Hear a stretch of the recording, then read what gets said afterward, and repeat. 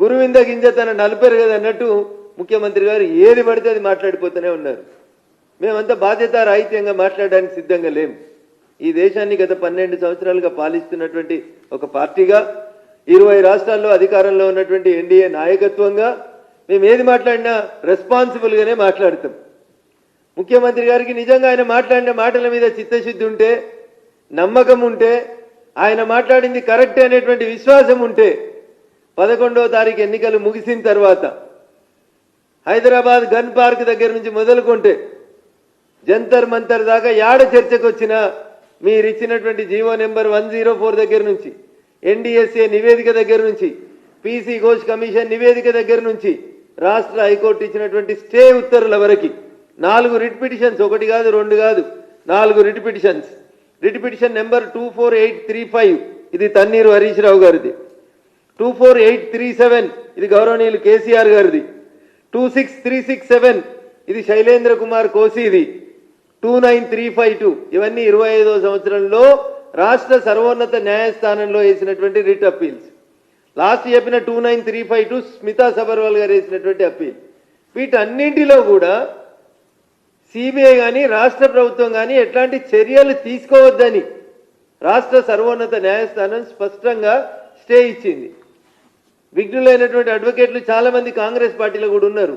కాబట్టి రిట్ పిటిషన్లు తప్ప, హైకోర్టు స్టే ఇచ్చింది తప్ప ఒకసారి ఆలోచించారు. ఒకసారి హైకోర్టు స్టే ఇచ్చిన తర్వాత కేసు ముందుకు పోవడానికి అవకాశం ఉంటుంది అనేది మీరు చెప్పాలి. రాష్ట్రాన్ని పాలిస్తున్నవారు, బాగా చదువుకున్నవారు, పెద్ద క్యాబినెట్ ఉంది మీకు, విఘ్నులు ఉన్నారు పక్కన, అభిషేక్ సింగ్ మను లాంటి సీనియర్ న్యాయవాదులు ఉన్నారు మీకు రాజ్యసభ నుంచి. వీళ్ళంతా వకీలే కదా, వీళ్ళ మంచి సలహా తీసుకొని ఏం మాట్లాడాలి ఏం మాట్లాడకూడదు అనేది మాట్లాడండి. కాదు మేము రాజకీయాల కోసమే మాట్లాడతాం, మా నైజం తిట్టడమే మా నైజం అనుకుంటే దాన్ని మేము మీ విఘ్నతకే వదిలేస్తాం. తిట్టడానికి కూడా ఒక మంత్రిత్వ శాఖను ఇవ్వాలని రేవంత్ రెడ్డి గారు డిసైడ్ అయితే వి వెల్కమ్ ఇట్. ఇంకా 2 ఖాళీలు ఉన్నాయి. ఆ 2 ఖాళీలను కూడా తిట్టేందుకు బాగా మమ్మల్ని తిట్టేటోళ్ళు ఎవరైనా ఉంటే వాళ్ళకి 2 మంత్రిత్వ శాఖలు ఇవ్వండి, కానీ బీసీలకు ఇవ్వకుండా. మైనార్టీలని అగమేఘాల మీద తెచ్చుకొని ఇవ్వగలిగిన రేవంత్ రెడ్డి గారికి నిజంగా 42% రిజర్వేషన్లు ఇవ్వాలనేది కాంగ్రెస్ పార్టీకి చిత్తశుద్ధి ఉంటే అదే అజారుద్దీన్ గారితో పాటు ఇంకో 2 బీసీ మంత్రుల్ని కూడా కేంద్రంతో కొట్లాడి చేపించాల్సిన బాధ్యత రేవంత్ రెడ్డి గారి మీద ఉండే. నేను కేంద్రం అనే పదం ఎందుకు వాడుతున్నా అంటే, రేవంత్ రెడ్డి గారు ఊకే మాట్లాడితే ఏమంటాడు, రాహుల్ గాంధీ గారి మాట నాకు వేదవాక్కు, మా అధిష్టానం ఏం చెప్తే అదే చేస్తా అంటాడు. వాళ్ళ అధిష్టానం పార్లమెంట్లో ఏం చెప్పిందంటే రాహుల్ గాంధీ గారు ఎవరు ఎంత ఉంటే వాళ్ళకి అన్ని మంత్రిత్వ శాఖలు ఇస్తా అన్నది. రేవంత్ రెడ్డి మీరు ఎంత ఉన్నారు, మీకు వచ్చిన మంత్రిత్వ శాఖలు ఎన్నో చెప్పు. బీసీలు ఎందరు ఉన్నారు, బీసీలకు వచ్చిన మంత్రిత్వ శాఖలు ఎన్నో చెప్పు. ఇది చెప్పడానికి రాదు. నోరున్నది కదా అని అబద్ధాలని ప్రచారం చేస్తూ అబద్ధాల పునాదుల మీద ఎదిగినటువంటి పార్టీ కాంగ్రెస్ పార్టీ. 6 హామీలు, 420 కమిట్మెంట్లు ఎడిపోయినాయి. 6 గ్యారంటీలు, 420 హామీలు ఎడిపోయినాయి కాంగ్రెస్ పార్టీ ఇచ్చినాయి. ఎందుకు అమలు అయితలేవు? మొన్ననే మనం మాట్లాడుకున్నాం. మొదటి పేజీ ప్రజాభవన్లో ప్రజా దర్బార్ పెట్టడం చేత కాలేదు మీకు, కానీ ఇంకా ఇవన్నీ ఎందుకన్నా ఉత్తగా మమ్మల్ని ఊకే బీజేపీ బీఆర్ఎస్ ఒకటని చెప్పి నోటికి వచ్చినట్టు మాట్లాడుతూ ఉన్నారు. ఒకసారి ఆలోచించాలి తెలంగాణ సమాజం. టీఆర్ఎస్ అధికారంలో ఉన్నప్పుడు ఇటు గెలిచిన కాంగ్రెస్ ఎమ్మెల్యేలంతా ఇటు దాటిండ్రు. ఉత్తుత్తగా దాటితే బాగలేదని హోల్సేల్గా పార్టీనే శాసన మండలిలో ఉన్నటువంటి ఎమ్మెల్సీలు టోటల్ 2/3 వచ్చి గంపగుత్తగా టీఆర్ఎస్లో విలీనమవుతారు. శాసనసభ్యులు టీఆర్ఎస్లోకి వచ్చి టీఆర్ఎస్ ఎల్పీలో కాంగ్రెస్ ఎల్పీ విలీనమవుతుంది. ఇది 2014 నుంచి 2023 మధ్యలో జరిగింది. 2024 జనవరి నుంచి ఇక ఇటుకెళ్ళి టీఆర్ఎస్కి గెలిచిన వాళ్ళు వచ్చి కాంగ్రెస్లో కలుస్తుంది. కాబట్టి మీరు ఎన్ని చెప్పినా రేవంత్ రెడ్డి గారు, మీది టీఆర్ఎస్ది వీణ వాణిల బంధం తప్ప ఇంకొకటి కాదు. ఒక నాణానికి బొమ్మ ఒకరైతే బొరుసు ఇంకొకటి తప్ప ఇంకొకటి కాదు. ఉత్తగా తన పని తను చేసుకుపోయేటువంటి కిషన్ రెడ్డి గారికి నీ లెక్క నోరు లేదని, నీ లెక్క బూతులు మాట్లాడరావని, మంచికి మారుపేరుగా నిలబడతాడని ఆయన మీద రోజంతా బురద తల్లిపోతుండడం అనేది ముఖ్యమంత్రి స్థాయిలో ఉన్నటువంటి మీకు తగదని రేవంత్ రెడ్డి గారికి ఈ సందర్భంగా చాలా స్పష్టంగా తెలియజేస్తూ, బట్టగాల్చి మీదేసి ఇంటికి పోయి కడుక్కోర్రి ఉత్తుకోర్రి అనేటువంటి కార్యక్రమం మంచిది కాదు. మీరు ఒక 2 మంత్రిత్వ శాఖలు మమ్మల్ని దిట్టతందుకు పెట్టుండ్రి. అప్పుడు మేము కూడా 2 స్పోక్స్ పర్సన్స్ని కేవలం మిమ్మల్ని కౌంటర్ ఇచ్చేందుకే తయారు చేసుకుంటామని చెప్పి ఈ సందర్భంగా తెలియజేస్తూ ఇప్పుడు ఏమంటున్నారు ముఖ్యమంత్రి గారు, ఎన్నికల ఫలితాలు వచ్చినాక జూబ్లీ హిల్స్ అభివృద్ధి కోసం 4000 ఇందిరమ్మ ఇల్లు ఇస్తాడట. అన్న 23 నెలకోలే ఎవరు ఆపిరన్నా? మేము ఆపినమా? ఎందుకు ఇవ్వలేదన్న 23 నెలకోలే? చచ్చిపోయిన మాగంటి గోపీనాథ్ గారు ఆపిర్రా? కేటీఆర్ ఆపిండా? ఎవరు ఆపినరు? ఎందుకు 4000 ఇందిరమ్మ ఇల్లు ఇచ్చేందుకు మిగతా అన్ని జిల్లాలలో ఇచ్చిరు కదా, ప్రతి అసెంబ్లీకి 3000 ఇందిరమ్మ ఇల్లు ఇచ్చిరు కదా. మరి జూబ్లీ హిల్స్ నియోజకవర్గానికి 4000 ఇల్లు ఇచ్చేందుకు ఎన్నికల ఫలితాలు వచ్చినాక ఇచ్చుడేంది? అంటే ఇదేంటంటే మోసేకి బెల్లం పెడితే వెనకాల ఉన్నాడు చూస్తాడు, ఎలక్షన్లు అయిపోయినాక ఇందిరమ్మ ఇల్లు వస్తుందేమో, ఎలక్షన్లు అయినాక ఇందిరమ్మ ఇల్లు వస్తుందేమో అనేటువంటి పంచాయతీ తప్ప ఇంకొకటి కాదు. అందుకని గెలుస్తాం ఓడుతాం రాజకీయాల్లో, ప్రజలు ఆశీర్వదిస్తే ఎన్నికలైనా ఉప ఎన్నికలైనా గెలుస్తాం. భారతీయ జనతా పార్టీ గెలిచిన ఉప ఎన్నికలు ఈ రాష్ట్రంలో ఎవరు గెలవలేదు. టీఆర్ఎస్ అధికారంలోకి వచ్చినాక ఖమ్మం జిల్లా దగ్గర నుంచి మొదలుకుంటే, నల్లగొండ జిల్లా నుంచి మొదలుకుంటే, మా మెదక్ జిల్లా నారాయణఖేడ్ దాకా ఏడ ఉప ఎన్నిక జరిగినా మీ కాంగ్రెస్ సిట్టింగ్ స్థానాలను అన్నింటినీ కోల్పోయింది. కానీ భారతీయ జనతా పార్టీ ఎన్ఎం శ్రీనివాస్ గారి దగ్గర నుంచి మొదలుకుంటే, ఎండల లక్ష్మీనారాయణ గారి దగ్గరికి, రఘునందన్ రావు దాకా, ఈటల రాజేందర్ దాకా ఏడ పోటీ చేసినా ఉప ఎన్నికలలో గెలిచినటువంటి చరిత్ర భారతీయ జనతా పార్టీ. కాబట్టి భయం పట్టుకొని ఏది పడితే అది మమ్మల్ని తిట్టడం సమంజసం కాదు. ఓట్ల కోసం స్థాయి దిగజార్చుకోవద్దు ముఖ్యమంత్రి గారు.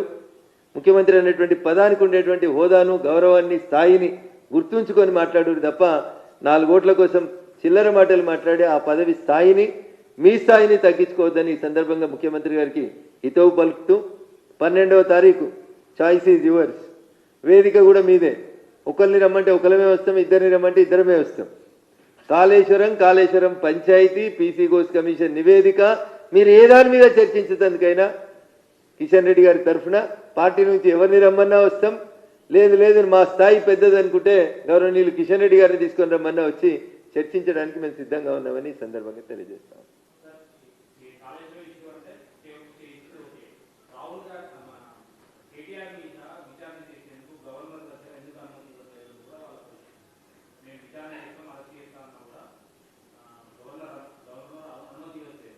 ఈ దేశంలో భారత రాజ్యాంగం అమల్లోకి వచ్చినట్టు నుంచి ఏళ్ళదాకా అజయన్న చాలా మంది ఎమ్మెల్యేలు, చాలా మంది ఎంపీలు, చాలా మందిని అర్ధరాత్రి అపరాత్రి అని తేడా లేకుండా అధికారంలో ఉన్నటువంటి పార్టీలు అరెస్ట్ చేసినాయి, రిమాండ్ చేసినాయి. ఆడలేక మధ్యలో ఓడిందని మీకు అరెస్ట్ చేసుడు ఇష్టం లేక దానికో కుంటి సాకు ఎత్తుక్కొని ఎవరో చెప్పిర్రని గవర్నర్ అనుమతి అడిగినాం. ఎందుకన్నా ఎమ్మెల్యేని అరెస్ట్ చేస్తే గవర్నర్ అనుమతి కావాలా? ఏడున్నదన్నా ఎమ్మెల్యేని అరెస్ట్ చేస్తే గవర్నర్ అనుమతి కావాలని? మరి అట్లంటే రాజాసింగ్ గారిని రిమాండ్ చేసినప్పుడు ఇదే కాంగ్రెస్ ప్రభుత్వమో అదే టీఆర్ఎస్ ప్రభుత్వమో గవర్నర్ అనుమతి తీసుకుందా అన్న? ఈ రాష్ట్రంలో ఈ దేశంలో ఏ ఎమ్మెల్యే అరెస్ట్ కాలేదన్న? వాళ్ళందరి అనుమతులకి గవర్నర్లు అనుమతులు ఇచ్చిర్రా అన్న? వాళ్ళందరి అరెస్టులకి మేము ఏదైనా కార్యక్రమాన్ని పోతుంటాం, అర్ధరాత్రి అపరాధాన్ని మమ్మల్ని ఎత్తుకపోతలేరా అన్న? పోలీసులు అరెస్ట్ చేస్తలేరా? చట్టంలో ఎక్కడైనా ఒక లొసుగు కనబడితే ఆ లొసుగును అడ్డం పెట్టుకొని కేసీఆర్ని, కేటీఆర్ని అరెస్ట్ చేయకుండా ఆపుతుందే నువ్వు వచ్చి ఎందుకు అనుమతి ఇస్తలేరు? అనుమతి ఎందుకన్నా? అనుమతి పంచాయతీ ఎందుకు వచ్చింది? నీ దగ్గర ఆధారాలు ఉన్నాయి కదా, నువ్వు రిమాండ్ చేయి, కోర్టు తేలుస్తుంది. ఈ దేశంలో ఎవ్వరు ఎమ్మెల్యే అరెస్ట్ కాలేదా? మీకు తెలిసి మీడియా మిత్రులే కదా మీరంతా. ఈ దేశంలో ఏ ఎమ్మెల్యే అరెస్ట్ కాలేదా?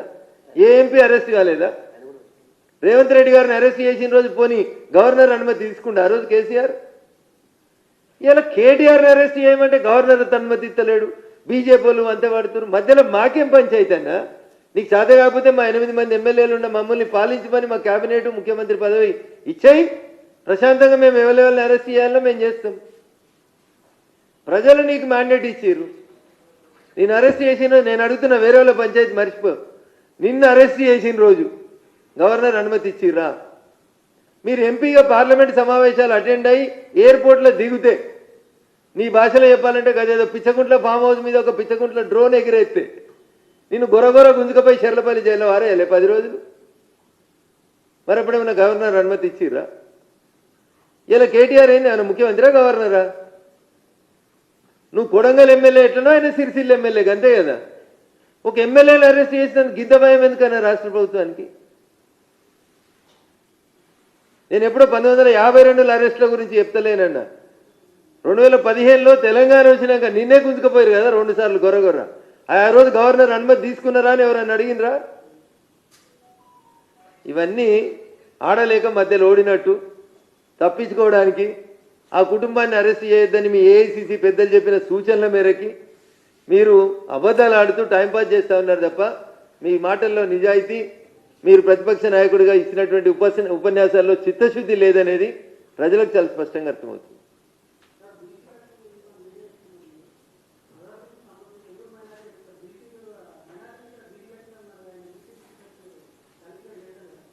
భారత రాజ్యాంగం డాక్టర్ బిఆర్ అంబేద్కర్ గారు రాసినటువంటి రాజ్యాంగం ఈ దేశం లోపల మతపరమైనటువంటి రిజర్వేషన్లకి అవకాశం లేదని చాలా స్పష్టంగా కాన్స్టిట్యూంట్ లెజిస్లేటివ్ అసెంబ్లీ సందర్భంగా భారత రాజ్యాంగాన్ని ఆమోదించేటప్పుడు పార్లమెంట్లో జరిగిన చర్చల్లో నాటి రాజ్యాంగ నిర్మాత, మనమందరం రాజ్యాంగ నిర్మాతగా గౌరవించేటువంటి పెద్దలు గౌరవనీయులు డాక్టర్ బిఆర్ అంబేద్కర్ గారు షెడ్యూల్ కాస్ట్, షెడ్యూల్ ట్రైబ్లకి మాత్రమే రిజర్వేషన్స్ ఇవ్వమన్నారు. కానీ మతపరమైనటువంటి రిజర్వేషన్స్ భారత రాజ్యాంగంలో ఎక్కడ కూడా రాయబడలేవు, ఇవ్వమని చెప్పబడలేవు.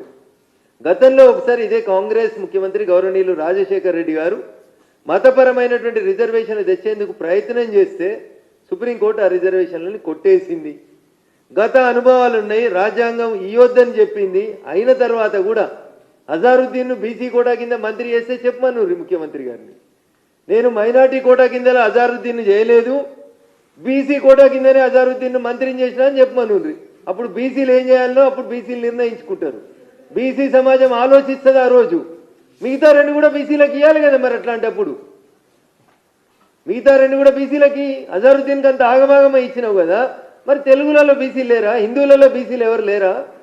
ఒక హిందూ బీసీకి ఇంకా మాట్లాడాలంటే దేశానికి కెప్టెన్సీ ఇస్తే పక్క దేశం పాకిస్తాన్ తోటి మ్యాచ్ ఫిక్సింగ్ చేసుకొని ఆరోపణలు ఎదుర్కొన్నటువంటి ఒక వ్యక్తిని హెచ్సిఏ అధ్యక్షునిగా హైదరాబాద్ క్రికెట్ అసోసియేషన్ ఉప్పల్ స్టేడియంలో క్రికెట్ మ్యాచ్ అయితే టికెట్లు అమ్ముకున్నాను తీసుకొచ్చి ఈయన వరల్డ్ కప్ తెచ్చిండని ముఖ్యమంత్రి చెప్తే నేను ఏం మాట్లాడాలండి ఆయన గురించి?